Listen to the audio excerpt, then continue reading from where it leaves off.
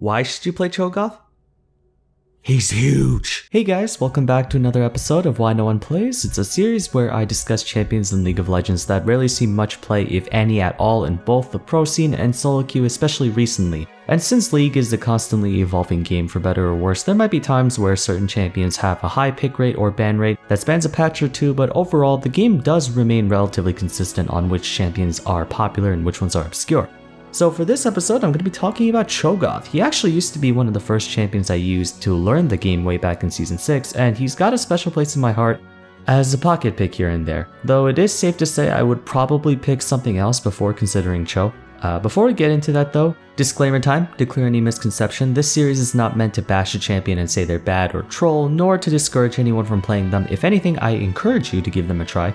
Additionally, for anyone who does play and or main the champion in question, my intent behind Why No One Plays is not to hate on your main, rather just to create discussion over possible reasons as to why certain champions don't see as loyal or wide of a following as others. With that said, if you enjoy these types of videos, a rating would be much appreciated, and also subscribe for more Why No One Plays videos.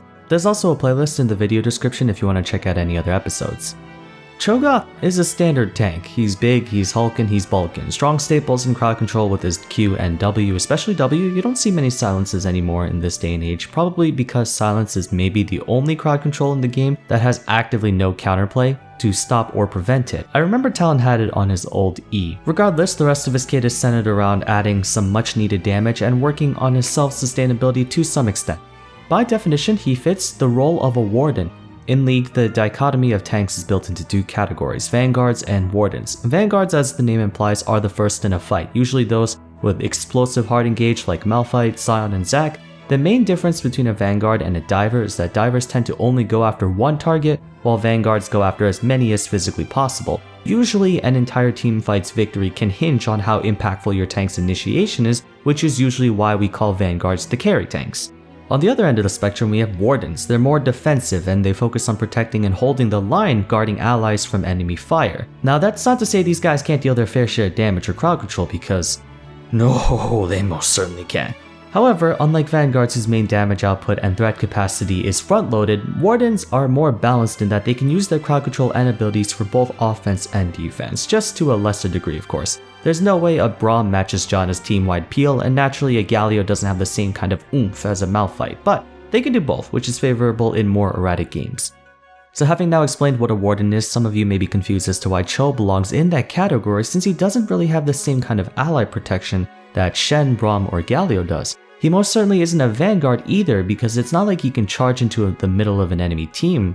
He's got a really ambiguous placement when it comes to champion classification because of the way his abilities are constructed.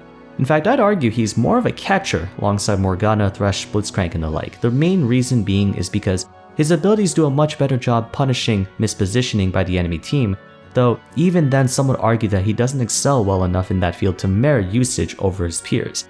Cho'Gath has three issues to his design that make things difficult for him to be a favorable pick over other tanks, and I think all three of them equally contribute to this depending on the type of player.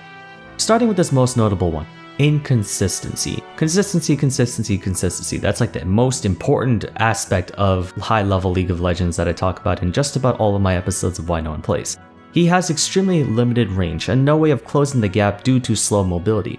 In spite of tanks being these big and clunky brutes, ironically, almost all of them have some easy method of getting closer to their targets. Surprisingly enough, the only two champions in the Vanguard category that don't have a notable dash are Sion and Nunu, but both of them make up for it by having some movement speed boosting spells such as Nunu's Snowball and Sion's Ultimate, along with just having massive area coverage.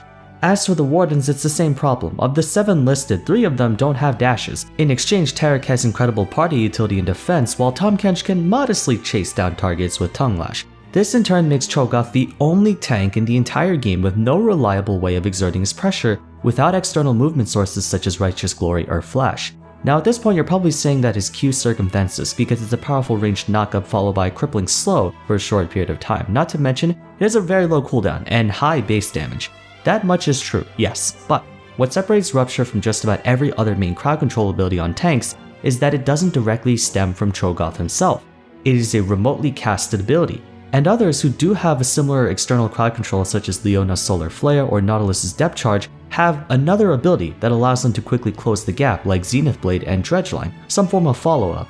Cho'Gath's problem is that while his Q and W can both be very effective, neither of them put him in a favorable position to do anything else if he lands those spells.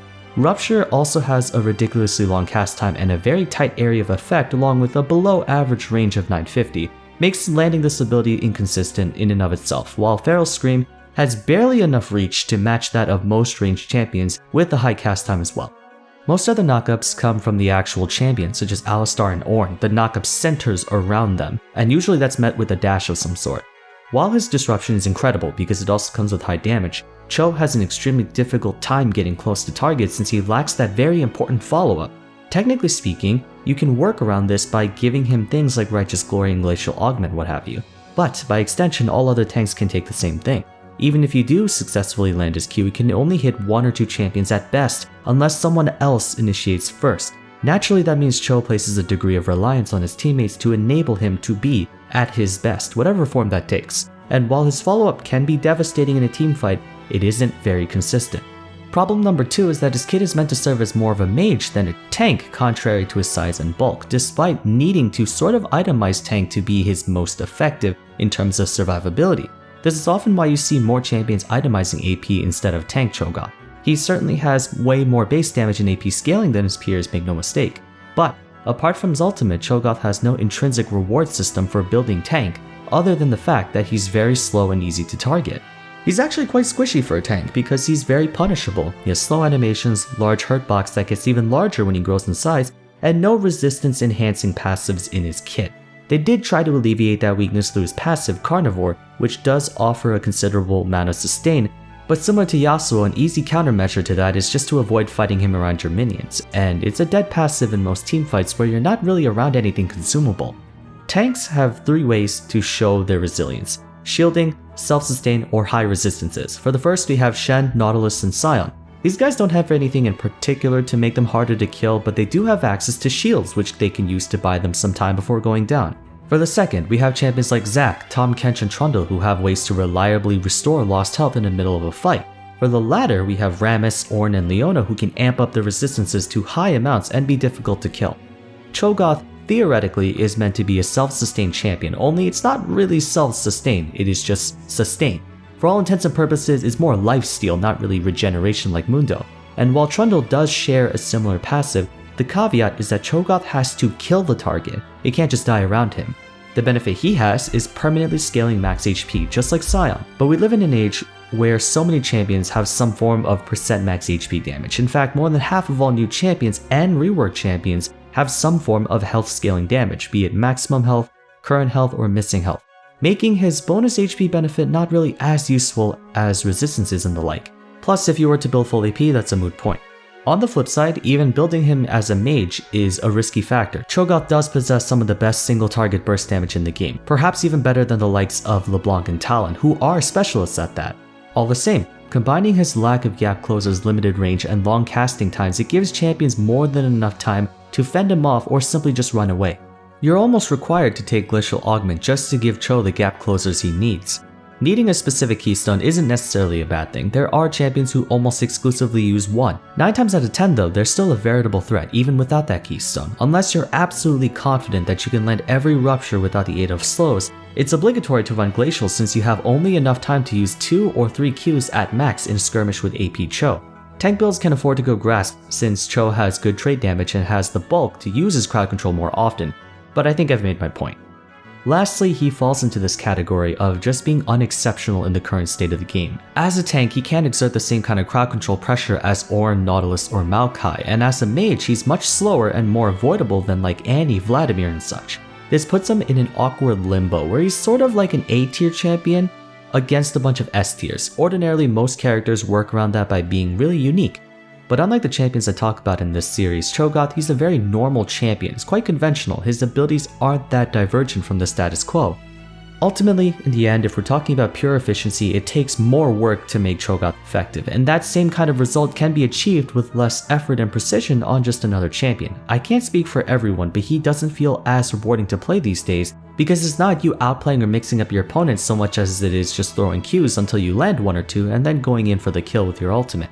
I think Cho'Gath deserves a rework. Riot has been able to take a lot of really bland and underperforming champions and turn them into very interesting tanks like Galio, Sion, Poppy, and the like, so it stands to reason they can do the same thing with this guy. Although it might take a while, since Dr. Mundo's rework won't be here until 2021, so we might have to be patient on that.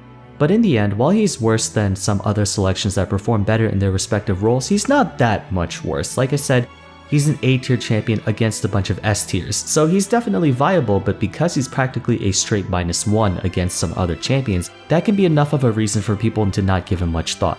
I will say though, that while Cho'Gath's personal offense and defense as both a tank and a mage are nothing to write home about, he functions very well as a zoner because his ultimate is the only execute in the game that does a flat unconditional amount of true damage. It's also the most consistent execute in the game, meaning all enemy champions have to be conscious of how low their HP bar is. Other champions that have executes usually go after whoever is the most important target, like the mid laner or the bot lane, because the only thing their ultimate is good for is to finish the job quickly, but Cho'Gath on the other hand gains something of value from his ultimate, anywhere between 200 to 400 gold in value for every successful kill.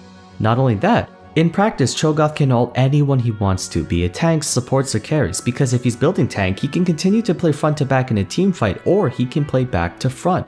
In a normal situation, Cho'Gath can't use his high base damage against other tanks because the enemy backline can shred him to pieces quickly. Vice versa, Cho'Gath can't reach the enemy backline because the enemy tanks are blocking his way. So regardless of how a teamfight is played out, he has a means of quick removal that doesn't really need to take targets into consideration because all of them are fair game, and almost no other champion has this kind of leeway.